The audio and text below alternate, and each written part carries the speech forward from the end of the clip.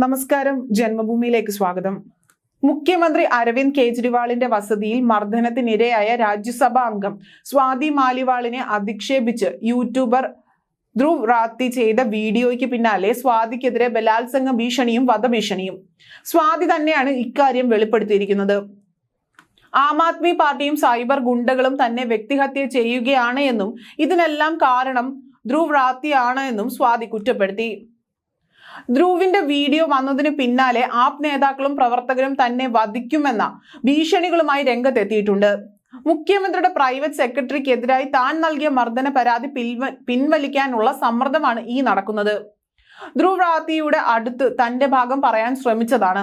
എന്നാൽ ഫോൺ കോളുകളും സന്ദേശങ്ങളും ധ്രുവ് അവഗണിച്ചു. സ്വതന്ത്ര മാധ്യമ പ്രവർത്തകരെന്ന് അവകാശപ്പെടുന്ന ധ്രുവിനെ പോലെയുള്ളവർ ചെയ്യുന്നത് ലജ്ജാകരമായ പ്രവൃത്തിയാണ് എന്നും സ്വാതി കുറ്റപ്പെടുത്തി.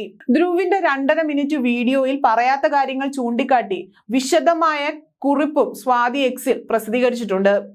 തനിക്ക് മർദ്ദനമേറ്റെന്ന കാര്യം അംഗീകരിച്ച ആപ്പ് നേതൃത്വം യു-ടേൺ അടിച്ചതും മർദ്ദനമേറ്റതിന്റെ മെഡിക്കൽ റിപ്പോർട്ടുകൾ പരാമർശിക്കാത്തതും പ്രതിയുടെ ഫോൺ ഫോർമാറ്റ് ചെയ്തതും പ്രതിയെ മുഖ്യമന്ത്രിയുടെ വീട്ടിൽ തന്നെ ഒളിവിൽ പാർപ്പിച്ചതും ബി.ജെ.പിക്കെതിരെ നിരന്തരം നിലപാടുകൾ എടുത്തിരുന്ന തന്നെ ബി.ജെ.പി വിലയ്ക്ക് വാങ്ങിയെന്ന് പ്രചരിപ്പിച്ചതും ധ്രുവ് എന്തിന് ചെയ്തുവെന്നും സ്വാതി ചോദിക്കുന്നു.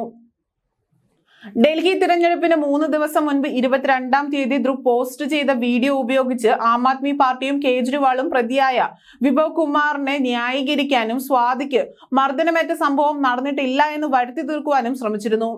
കേസിൽ ജയിലിൽ കഴിയുന്ന വിഭവ് കുമാറിന്റെ കസ്റ്റഡി കാലാവധി ഇന്ന് അവസാനിക്കും.